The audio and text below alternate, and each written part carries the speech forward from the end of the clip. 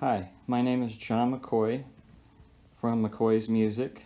I've been teaching all styles of guitar for about 38 years.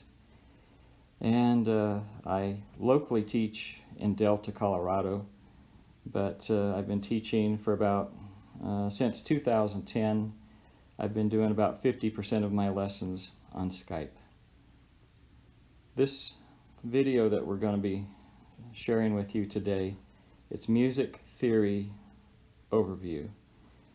A lot of people don't understand why it's important to know, or they think it's going to be too complicated to understand and to be working with it.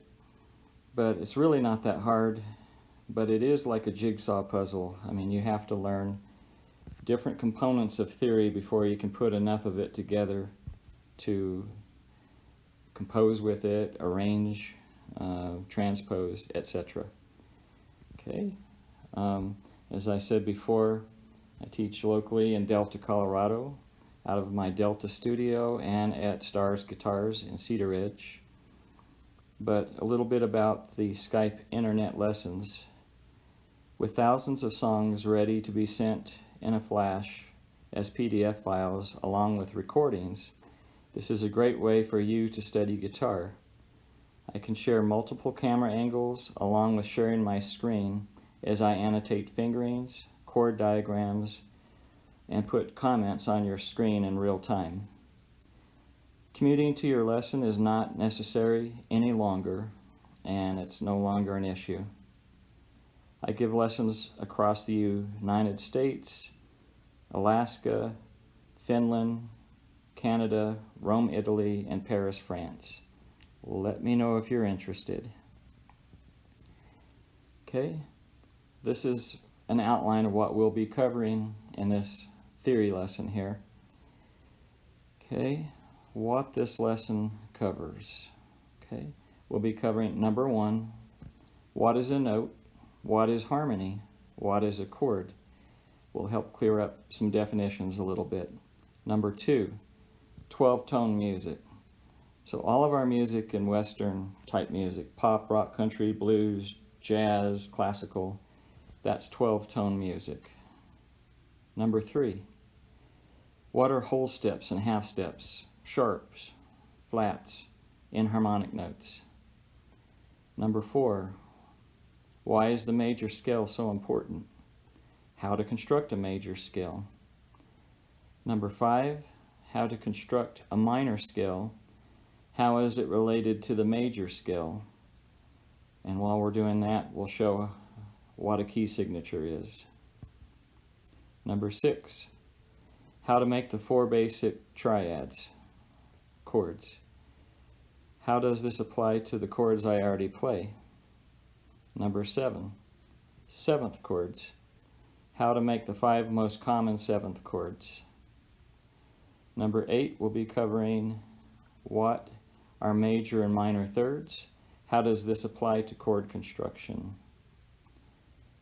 Okay, number 9, making a chordal scale based on the major scale with practical examples of how powerful this can be. Number 10, what are diatonic mode scales? What can you do with these? I don't get into great detail on that, but I do expose you to what modes are, and due to the constraints of time here, I'll probably do another video in the future more in depth with mode scales and what you can do with it. I've written a book about that. You can check that out on my website. Number 11, where do I go from here with my music? Okay, so number 1, we're covering down here, it says, what is a note? A note is a single pitched played by an instrument. When you pluck a note on the guitar, it causes the string to vibrate. Low sounding notes vibrate lower than high pitched. Vibrations per second are measured in units called hertz. When you hear people talking about the frequency of a note, they're referring to how many vibrations or hertz per second that particular note has that determines its pitch. So an example, I'll grab my guitar here. This is what the note A 110 hertz sounds like.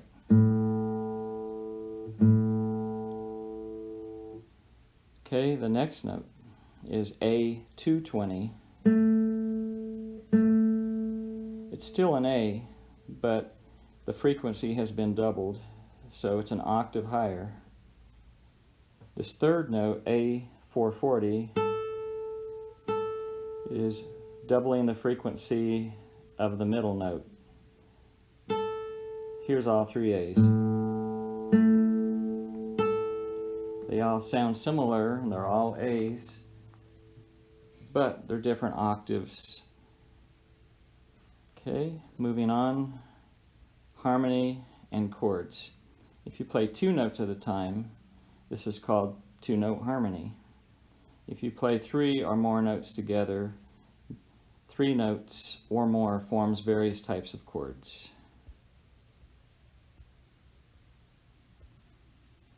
Okay, the next thing we're going to cover here, the 12 notes used in conventional music, otherwise known as 12-tone music. You can see that there's this little number line up here. It goes from 1 to 12. That covers all 12 of your chromatic notes. Okay, and there's some alphabetical names like A, B, C, D, E, F, G. There's some notes in between called the sharps and the flats that fill in also, but together that's your 12 notes. If you've played piano or seen people play piano, within the span of your hand, let's say from the thumb to your pinky stretching out, that's approximately an octave for most people, and that covers about 1/7 or so of a piano keyboard. Okay, if you move up an octave each time, there's about 7.5 octaves on a piano. It keeps repeating the same format, just octaves higher each time. Most countries around the world use different names for the notes, solfege or solfeggio. That's what most countries use with the do, re, mi, fa, sol, la, ti, do. Notice underneath the letters I have the other optional names, like do would be C, re is D. It really makes more sense to use that system, but for English systems we use alphabetical letter assignments for the pitches. Okay, what is a half step? A half step is an interval going up or down 1 fret higher than the starting point. Okay, let's look at note number 3 on this little chart up there, B. B, if I go 1 half step higher, I get to a C. That's just the next box. Each box is a half step. If I'm at B again and I go a half step lower, I get B flat. Let's look at one more example. If I'm at C, the number 4 note on this chart, C, go up a half step, you get C sharp. Okay, C sharp is actually the same pitch as D flat. Okay, we'll talk more about that in a second. The next one here, what is a whole step? A whole step is an interval of 2 half steps, moving up or down 2 frets at a time, in other words. Okay, let's look at the B note again. If I go down a whole step, that's equivalent to 2 half steps down. From B, you would get A. You're going down 2 half steps. 2 half steps is a whole step. The stuff is a little confusing at first. You have to get used to the terminology. Let's go back to B as your starting point. If I go up a whole step, which is 2 half steps, you'd land on C sharp. C sharp is the same as D flat. Okay. Definition of a sharp note. you go up a half step from a natural, unaltered note. Definition of a flat note: go down a half step from a natural, unaltered note. Okay, let's talk about that a little bit more. Let's look at the number 5 note on this chart up at the top. Okay, C sharp and D flat are actually the same pitch, but depending on what key you're in or the context of what you're talking about, sometimes you might call that pitch C sharp, sometimes you call it D flat. You can see if you're at C and you go up a half step, that's the sharp, C sharp. If you're at D and you go down a half step, you get D flat. So they are inharmonic or the same pitch, just 2 different names for it. And that's what the definition of the inharmonic notes are. We've covered that. Okay. Why are major scales so important? Okay, number 1, the major scale is the most common scale. It's kind of a reference scale to judge all other scales by. Number 2, all the various chords are built from notes or altered notes from the major scale. Number 3, there are many relative mode scales based on the major scale that are used to create various styles and moods of music. Number 4, all other pentatonic, diatonic, artificial, and ethnic scales are compared to the major scale, which is used as the reference scale in music. So in a nutshell, the major scale is like DNA in science. It's kind of the building blocks. It's the building block of music. All other units like chords, chord progressions are based on the major scale or compared to the major scale. Okay, so now we're going to get a little bit more interactive here. Okay, we're going to show you how to construct a major scale. The easiest and most common scale is the key of C. And so I will pop in some letters here. Let's get rid of that. Let's go with a dark one. There we go. So if I'm in the key of C, that means my first note and my last note are going to be C's. Then I fill in the alphabet in between. Okay, so without worrying about sharps or flats, I like to get the alphabet in. So after C, we have D, just go right up the alphabet, E, F, G, A, B, C. Now, it just so happens the key of C major, or the C major scale, has no sharps or flats in it. It's called the natural scale because there's all natural notes in it. Underneath here, okay, notice I have this 12-tone little chart again, and it just shows that there's certain combinations right here. I've highlighted E and F and B and C. Notice that B and C, E and F do not have any sharps or flats between them. All other alphabetical combinations or notes with alphabetical letters, all other letters will have a sharp or flat between them. But just memorize this. B and C, E and F has no sharps or flats between them. Okay, so when you get to this point and this point in the scale, it works out perfectly. Okay, so let's actually talk why it works out perfectly. What makes the sound of a major scale is, number 1, it has to have 8 notes in it. Number 2, it's made up of whole steps and it's made up of half steps. But they are always in a constant formula where it's whole step between 1 and 2, between 2 and 3 is a whole step. 3 and 4 is always going to be where the half step is. And then continued, it's going to be whole step, whole step, whole step. Finally, the other half step is going to be between the 7 and the 8 notes. Okay, I'll play that on my guitar. You've got C, D, E, F, G, A, B, C, Do, Re, Mi, Fa, Sol, La, Ti, Do. Okay, so no sharps or flats, key of C. Let's take a different key down here. Let's take the key of A major. So the theory on this is going to be pretty much the same. It is the same. Notice the order of whole steps and half steps. It's whole, whole, half step between 3 and 4, whole, whole, whole, and then the final half step between 7 and 8.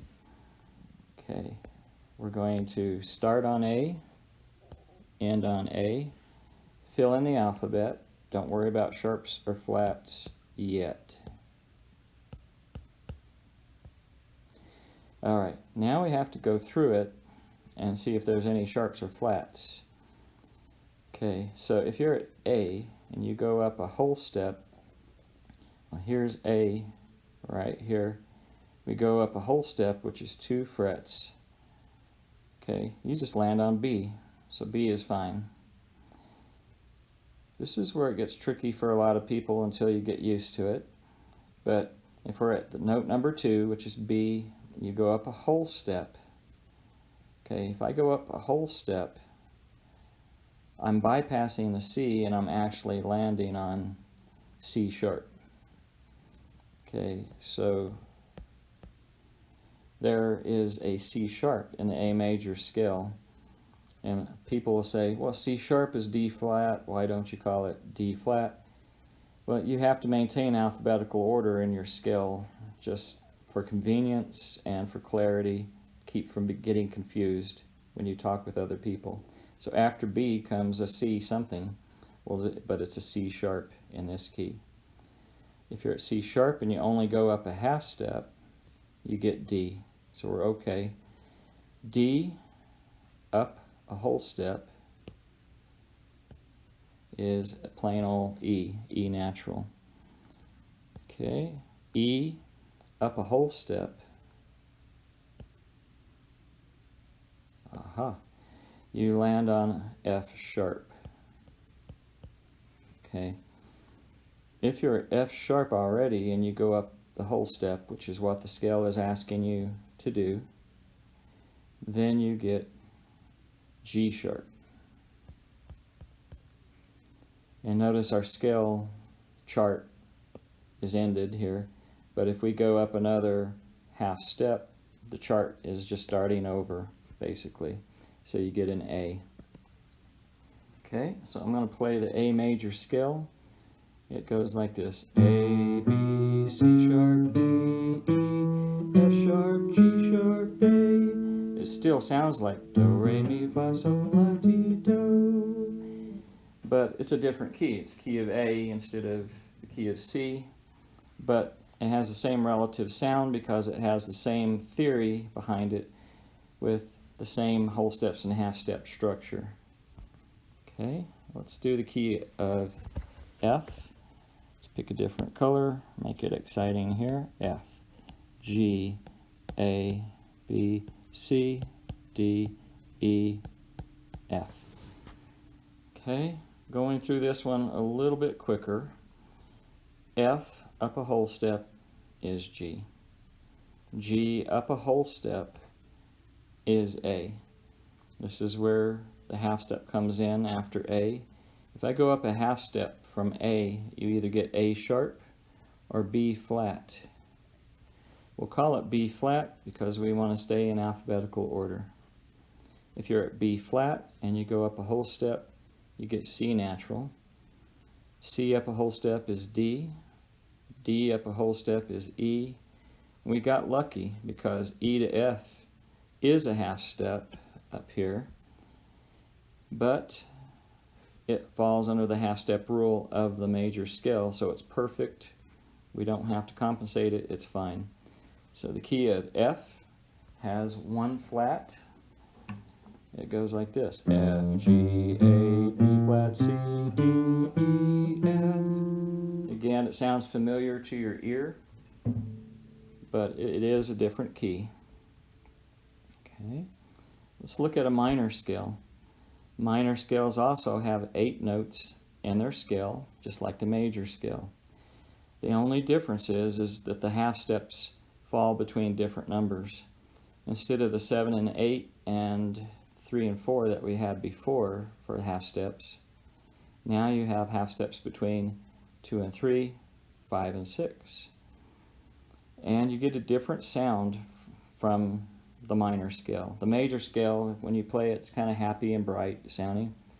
When you play a minor scale, it's sad, emotional, or romantic sounding.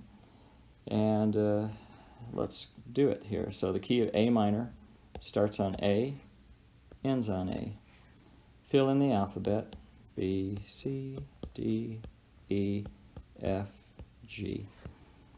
Okay, the key of A minor is the only minor scale that has no sharps or flats. We got lucky. B and C and E and F are your notes that don't have any sharps or flats between them. And luckily, that fell under where the half-step rules are in the minor scale. So, no sharps, no flats, key of A minor. Okay, on this next page here, how are major and minor scales related to each other? Okay, basically a major scale and a minor scale are one and the same. It's just a different starting point. It's kind of like when you have a penny, you have heads, you have tails, and it's the same penny, but it's a different side of it. Okay, different viewpoint.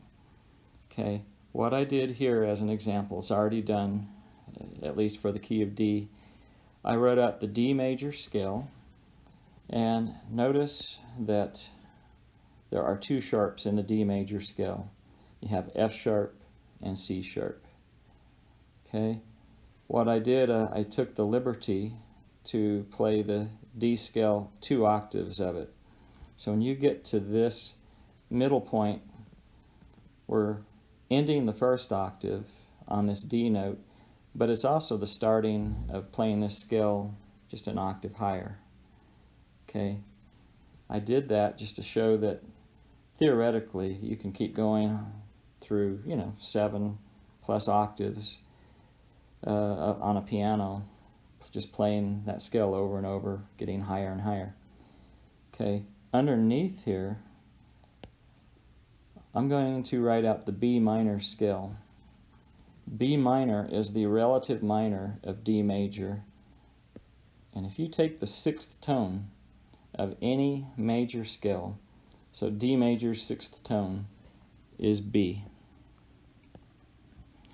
then that is the relative minor key. So let's show you why that is.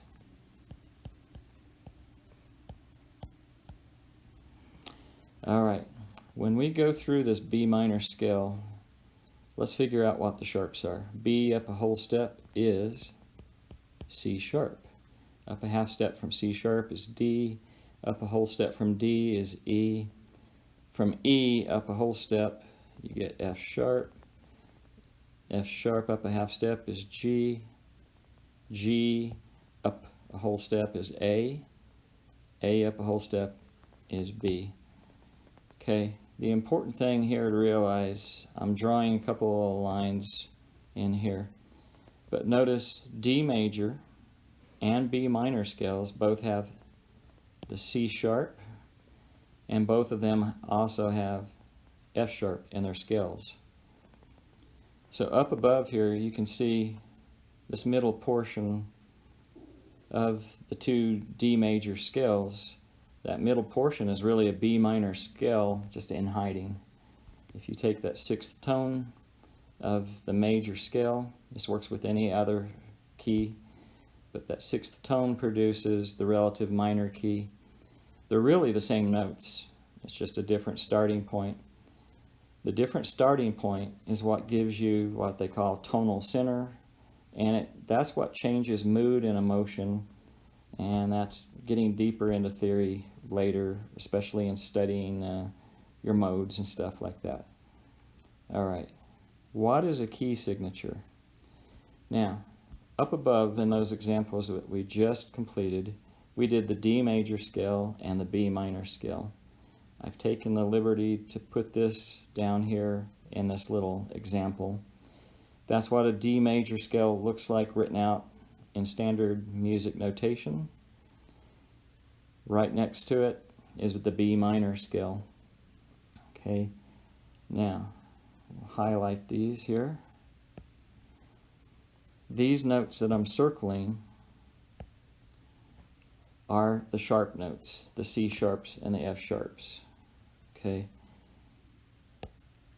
Basically, what a key signature is, you'll see this when you're reading music, but if you see no sharps or flats at the beginning of a song and you're reading music, no sharps, no flats, that would be the key of C major or A minor, or any of the other relative modes, like Ionian, Dorian, Phrygian, Lydian. They could be, there's many possible relatives, but major and minor are by far the most common. That's why we're talking about these. Now, those sharps right there, the middle part of that sharp where it kind of makes a little bit of a diamond shape, if you visualize that as being a note, that's an F sharp and a C sharp. That key signature is telling you that anytime you run across Fs or Cs, play them as sharp notes. The reason they don't put a sharp between in front of every note is just to keep it uncluttered and easier to read. You should know what key you're in, you should know what scale you're in. It helps a lot. Okay, let's move. Okay, triads. Triads are 3-note chords. There are 4 types of triads, consisting of the major chord, minor, augmented, and diminished chords. Most of you that have already been playing some, you're playing major and minor chords all the time. And I consider major and minor chords as like the meat and potatoes of music. The augmented and diminished chords are special effect, like seasoning type chords or passing chords. Okay, so these are the most basic types of chords, triads, and are the foundation of other more complicated chords like 6th, 7th, 9th, 11th chords, 13th chords, the suspended chords, etc. They have triads built within that. There's just embellishments added to the triad to make other types of chords. Okay, so below here we're going to do some triads for the key of C major. Alright, so you can see where I've highlighted 3 notes in the C major scale. You've got C, E, G. That is the 1, 3, and 5 notes of the major scale. It's important to note that even if you do a minor chord or augmented or diminished chord, you still use the C major scale as your reference to build formulas from. Okay, so let's look at C major. Okay, a lot of you have played this chord before, but now you can understand what notes are actually in the chord. Okay, so the 1, 3, and 5 notes from the scale were C, E, G, and we've got C, E, G. Okay, look in the actual chord diagram underneath there. A lot of you might be saying, well, I strum 5 strings when I play my C chord, so how can that be a triad? And if you have duplicate notes in there, like we have a C and a C, we have an E and an E, there's 1 G, so we've captured all 3 of those notes that you do need.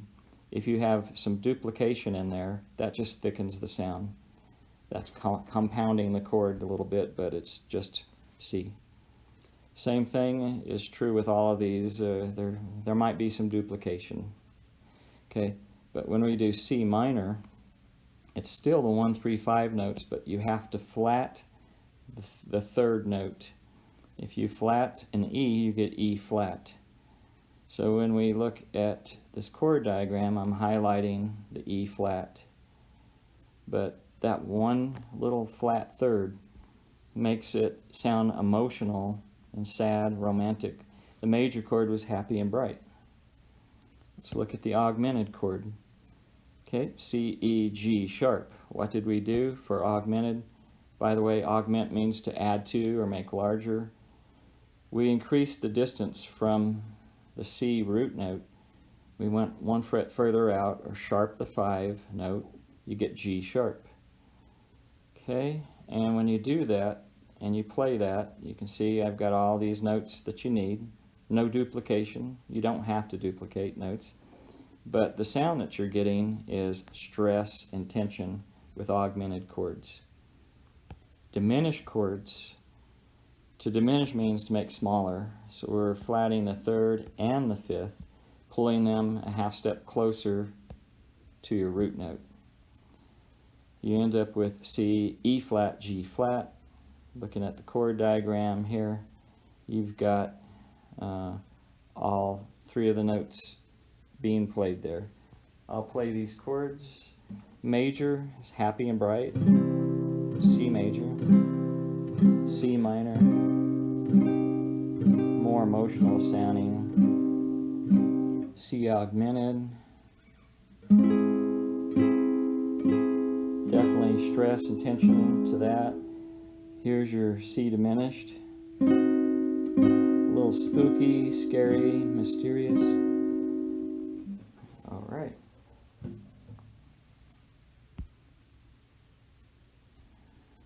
Okay, how to make 7th chords. Basically, 7th chords are just triads with the 7th note of the scale added in various shapes and forms of it. Okay, so the 5 different types of 7th chords are the major 7th, minor 7th, diminished 7th, dominant 7th, and the minor 7th flat 5 chord. Some people call that one the half diminished 7th chord. The most common of all the 7th chords is the dominant 7th chord. So when you see an alphabetical letter followed by a 7, you know that that is a dominant 7th. They don't spell it out, or it's just understood those are dominant 7ths. Okay? When building chords with numerical formulas, such as the 1, 3, 5, and 7 notes in a major 7th chord, make sure you're always using that major scale as the basis to build your chords. Don't do that with a minor or a Dorian scale or any other type of scale. So I will skip a little bit of that. We've covered that.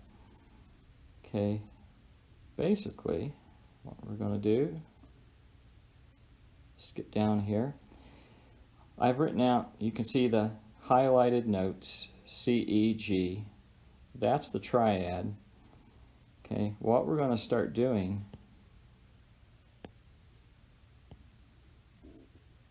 is adding in that 7th note that I just highlighted.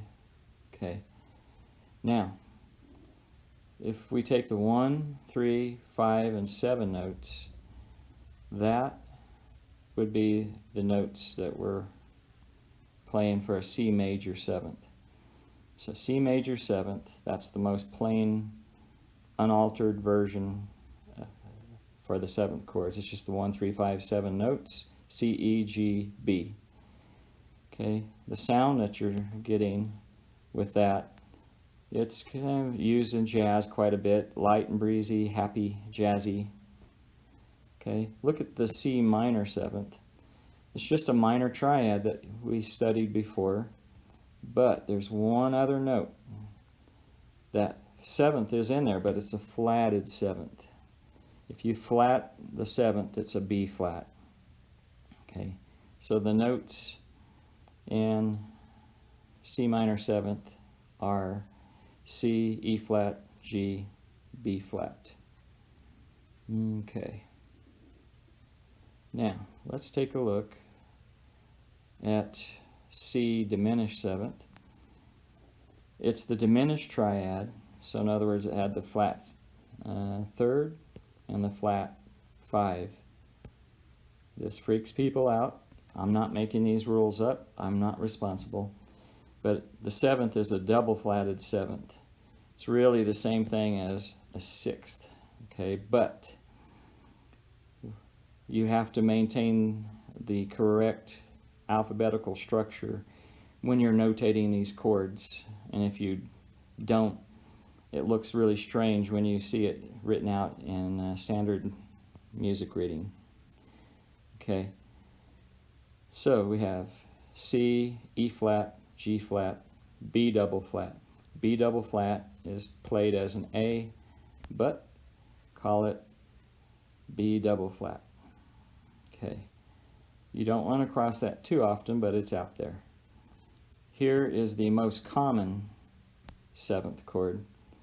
It's the dominant seventh, but we just call this C7 for short.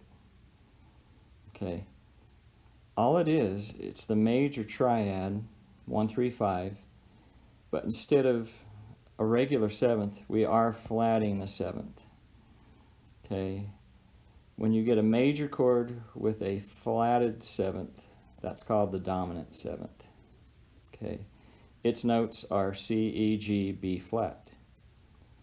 Going back to that minor seventh chord, it also has that flatted seventh, but because that flatted seventh is used in conjunction with a minor triad, they call it the minor seventh. And going back to the dominant seventh, it's called a dominant seventh when it's in usage with a major chord. The last chord is C minor seventh flat 5. You sound halfway smart when you even say that. Okay, it's fun to say. So, what it is, it's the diminished triad. It has the flat third, it has the flat 5, but the seventh, instead of the double flat 7, it's just only flatted halfway there compared to the diminished seventh. So you could call it a half diminished seventh, or you could call it a minor seventh flat 5. And that minus 5 means flat 5. That's one of the abbreviations for flat 5. Okay, here I have some chord diagrams. Let's play C major seventh, light and breezy sounding. C minor seventh, mellow, jazzy. C diminished seventh, spooky, mysterious, just like a diminished chord, it's just a little thicker. C dominant seventh, kind of bluesy. Then the minor seventh flat 5, C minor seventh flat 5. Okay, kind of an unsettled, jazzy, bluesy type sound there. Pop my guitar down. All right, there's something interesting to know about the diminished seventh chord.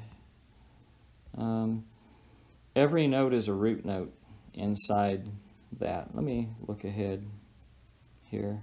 Yeah. We'll cover this a little bit more on the next page, but every note inside of a diminished seventh fingering is a root note. So looking up ahead here above, a C diminished seventh is really, if you could take each note in it and call it as a new chord. In other words, E flat diminished seventh has the same 4 notes as the C diminished seventh. G flat diminished seventh is really the same thing as C and E flat diminished seventh. The B double flat, which we know as an A diminished seventh, has these same notes in it. So if you've ever looked up in a chord encyclopedia or chord dictionary and you look up a diminished or diminished seventh chord, and they keep giving you the same chord diagram but call it different names, that's why. Every note in that chord is a root note. Okay? Now, let's talk about some intervals. They're called major thirds and minor thirds. And as we study what these are, we can take these intervals and show you how to make chords kind of a different way. Before, you were learning the numerical formula, the 1, 3, 5, if it was a triad, or the 1, 3, 5 and the 7 notes if it was a seventh chord. That's all wonderful, and you should understand that, but as you get deeper into music, there's a certain formula and a certain intervals that are applied to these chords, and if you understand this, you can do some pretty magical, creative things. Okay, so what we need to understand here, let's change back to green. We need to know the definition of what a major third is. It's moving 4 half steps from one note to another. Okay, so from A, if you go up 4 half steps, so looking at this chart down here, A, going up 1, 2, 3, 4. When I went up 4 half steps, I landed on C sharp.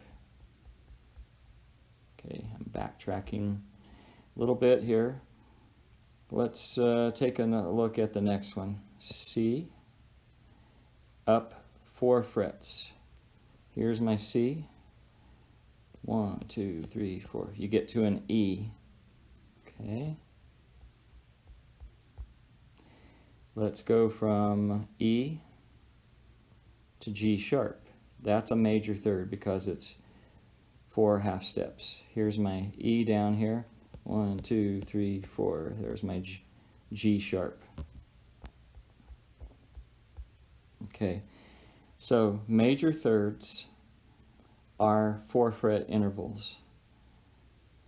Now, the reason why it's called a third, it's not because of how many frets are involved, but if you count the letter you start on, like A to, in the first example, A to C is a third because you count the alphabetical letters in use through that passage. So A, B, C, something. A, B, C, 1, 2, 3. There's 3 alphabetical letters from the origin point to the destination.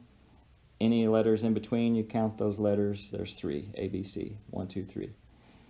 Now, look underneath here. Let's get a different definition here. You need to know what a minor third is, and it's moving an interval of only 3 half steps instead of 4 half steps. Okay, so our first example, A to C, it's still a third, A, B, C, 1, 2, 3, but because the A getting up to a C natural was only up 1, 2, 3 frets. 3 frets is a minor third, and you get a C natural. Okay, going a little quicker, C to E flat, that's 3 half steps, so it's a minor third. E to G natural, instead of the example above, this is G natural. C to E, E to G is a minor third. It only took 3 half steps to get there. Okay, well, let's show you how that applies to some chord spellings that you have already covered. These top 4 chords, C, C minor, C augmented, C diminished. You can see where I've put in the 1, 3, 5 formula on a C chord. The chord spelling, like if somebody asks you, how do you spell a C chord? It's just what letters are in the chord or what notes are in the chord, C, E, G. Underneath here, though, we've shown that there's 2 different types of thirds needed to build these different chords. So for a C major, You start with the root note and you go up a major third to get the E. From E, go up a minor third to get the G. Notice these thirds underneath here. If I have a capital or uppercase M, that is the abbreviation showing it's a major third. If it's a lowercase m, small m, then it's showing it's a minor third. Okay. Minor chords like C minor here. Let's get back to a highlighter, if it will allow me. Okay, C minor has the 1 flat third 5. We've learned that before. The notes were C, E flat, G. Notice the order of the thirds being used to build the chord are the opposite of the major chord. So for a minor chord, start at your root, go up the minor third the first time to get E flat. From E flat, go up a major third, you get your G. So you can build chords both ways. You can use the numerical formulas, or if you know your intervals, you can use intervals to build chords. And as long as you know that all of these chords are using every other note in the chord alphabet, or the note alphabet. Okay, let's take a look at C augmented.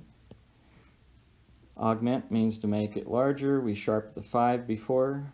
The notes were C, E, G sharp.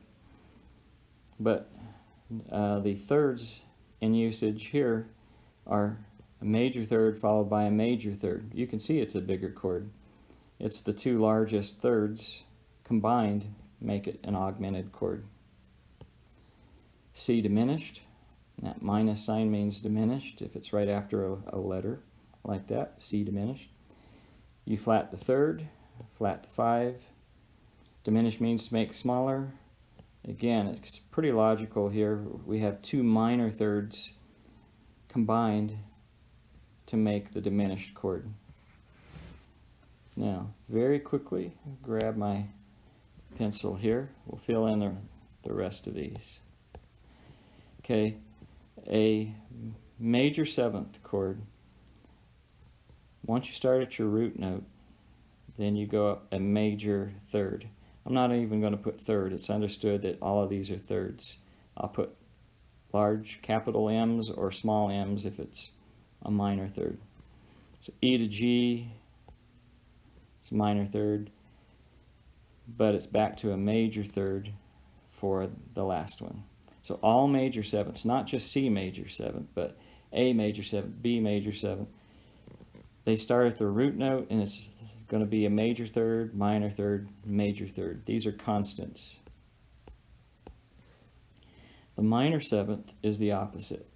Start with the minor third, follow in with the major, followed by a minor. So it's kind of logical, makes some sense here. The dominant 7th, let's put in our little things here. We have, it's a major triad, so it's major, minor, and then it has a flatted 7th, so it's another minor third. Okay, diminished 7th. Remember, the diminished 7th was that chord that every note was a root note.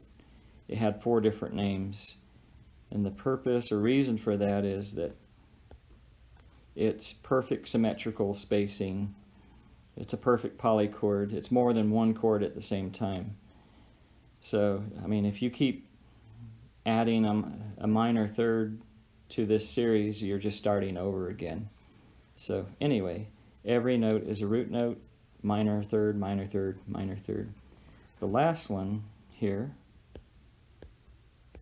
get that in. It's like the diminished chord, but it does, instead of having a fully diminished chord, it's half diminished. So it's a major third at the end.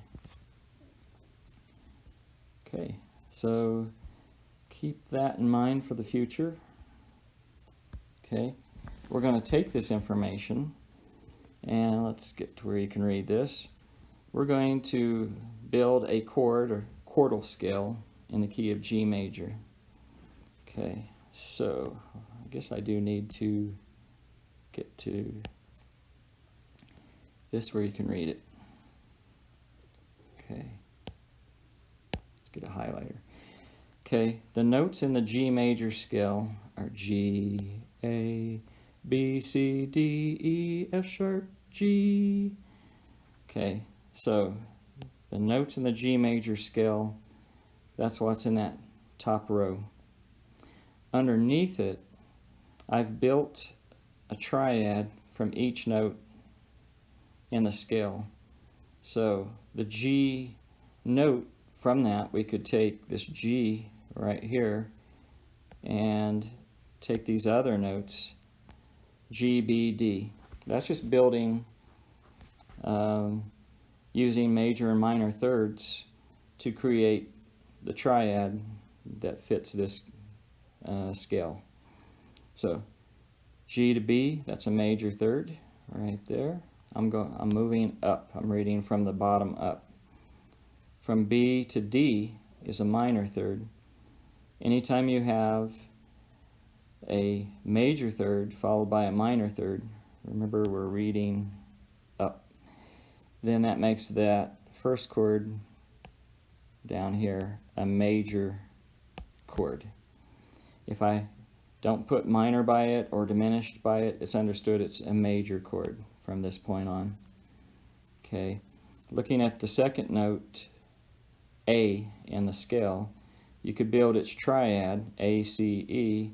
When you figure out whether it's built using major thirds and minor thirds, it fits the theory of being a minor chord. So you'll have an A minor that sounds good in this key.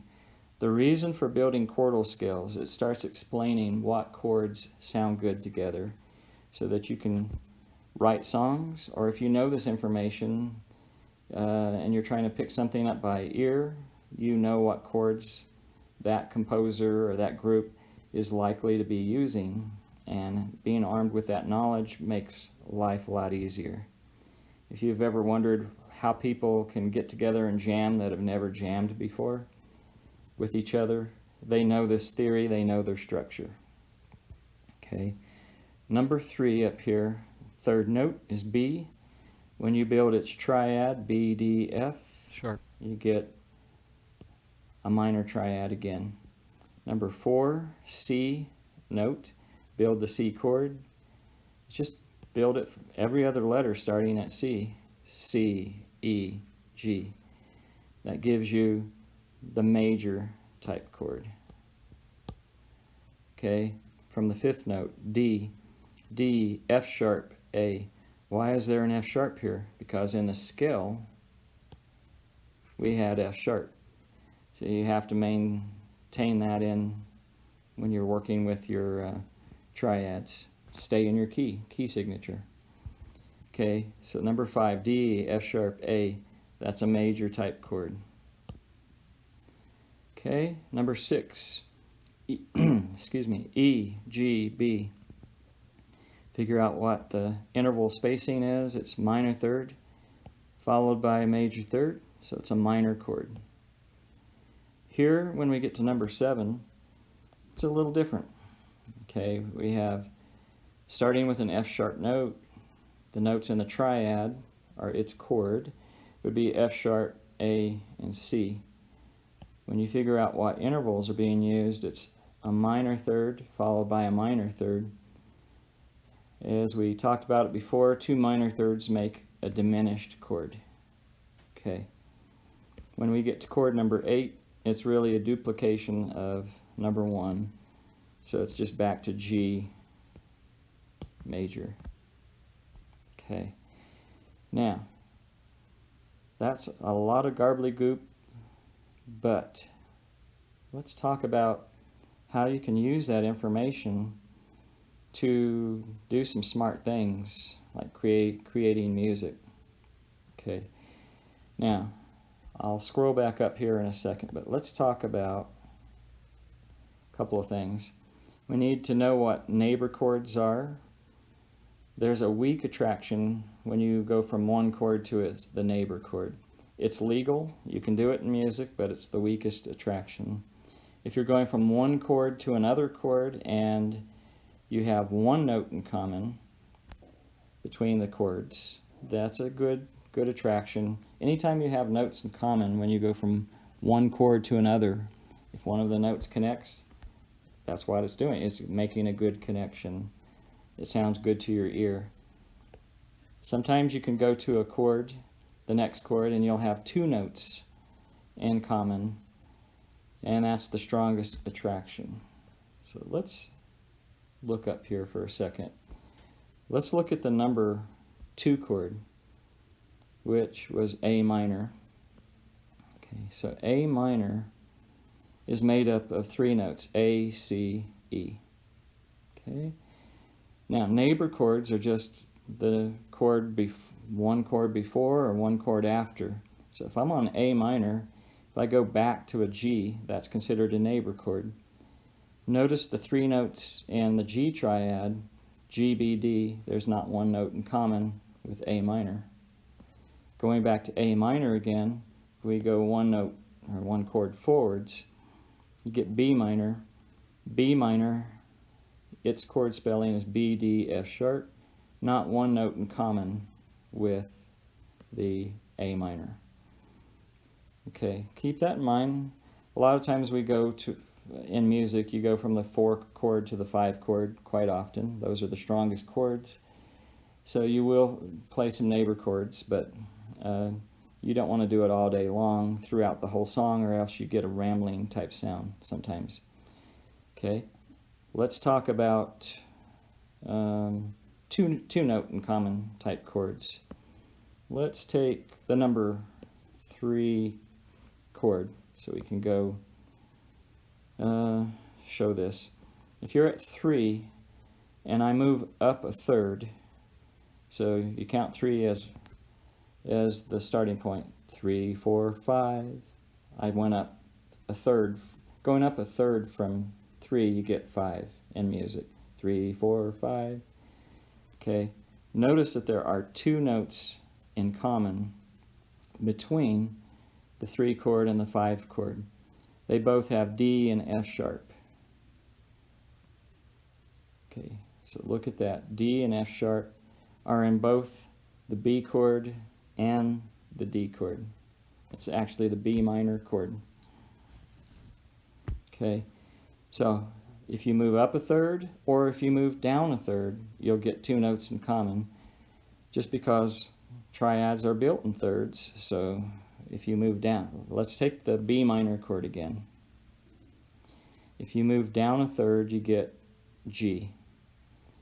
Okay, both the G chord and the B minor chord have B's and D's in them. 2 notes in common. Okay, all the other chords that I did not cover will have 1 note in common. Okay, let's look at 1 or 2 of those. Let's say you're on a G chord, number 1. If I go up to the C chord, number 4, there's 1 note in common. They both have a G in common. So 1 and 4 have G in common. Let's look at 1 and 5 chords. Okay, both of those have the D in common. Okay, so now you're familiar with this concept of chord attraction. Some people call it voice leading, what chord goes into the next one the nicest, or some people call it chord connections. Okay, but you have neighbor chords, 1 note in common chords, 2 notes in common. If you are working with even larger chords like 7ths, 9ths, 11ths, you can have 3, 4 notes in common. Okay. Now, with this little composer help chart right here, this is taking these chords from the key of G. Notice number 1, I just circled it, the G chord. If you're on that chord, starting a song with that, if you read to the right, you have 4 more chords. Now, I don't have the neighbor chord listed here, but I have the other really stronger combinations listed. So if you're at Going from 1 to 3, you'll have 2 notes in common. So G to B minor, 2 notes in common. Okay, the 1 chord to the 4 chord, that's the next one here, will have 1 note in common. Going back to the G up to the 5 chord, which is D, you have 1 note in common. The last one, 1 to 6, you'll have 2 notes in common again. And what's beautiful about this chart, let's say that you're in the middle of the song and you're on a C chord at this point. This same relationship exists throughout. I'm skipping the neighbor chords in here, but you can see if I'm at number 4, I don't have 5 in here, but I have the 6, 7, 8 is the same thing as 1, so we're just starting over 2. We're going through in a chronological order. All the chords except neighbor chords are being shown here with this chart, and you will always have these constants up here with the table. So study that, pause this, look at that if you want to, but let's create a short song down here at the bottom. And so I started with a G chord because that's my key. I'm ending on the G chord. The second to the last chord is usually, we don't have enough time to get into this, but it's usually the number 5 chord. So in the key of G, if you go G, A, B, C, D, that's D is the 5th chord. That's usually the chord most people will choose. These 2 chords together in conjunction, that's called a perfect authentic cadence, perfect cadence. It's the 5 and the 1 chords. That's how verses end, choruses end, or how you end the song. It gives a resolved, completed type sound. Okay, but the rest of the structure, you have lots of creative connections that you could be using here. Okay, so G, going to the 2nd chord, I just chose E minor. Why? Because it had 2 notes in common. It was a great connection. Once I was at E minor, I went to C because C had 2 notes in common. And from a C chord, I went to not quite as strong of a connection, but I went to a G chord next, and it had 1 note in common. Getting back to the G helps establish the key that we're in a little bit. Notice as I get into the 2nd line of the song, I play G again. That's our tonal center, that's our key, that's our tonic chord, whatever you want to call it. Okay, so we're at G on the 2nd line. We go to B minor next. It had 2 notes in common, etc. Okay, I won't look at every one of these. You'll find here and there, like go to the 3rd line, the C and the D chords, those are neighbor chords, but the 4 and the 5 chords are super strong chords in that key. You'll see people breaking rules a little bit. It's not a hard, fast rule, but if you know something about this voice leading and chord strength tendencies, you can really put together beautiful sounding songs. I'm going to play that chord progression. G, E minor, C, G, stay on G, B minor, D, A minor, E minor, C, D, G. Okay. Also, I'll play through this with some arpeggios, and I'll put a little bit of melody in with this. The melody notes that I'm popping in here are the notes I can work from the notes in the G major scale. And I try to, if I'm on a G chord, most of the melody notes I'll pop in will be part of its triad, G, B, D. But the other notes can be used as quick little passing or leading tones and stuff like that. So I'll pop some melody and chord together.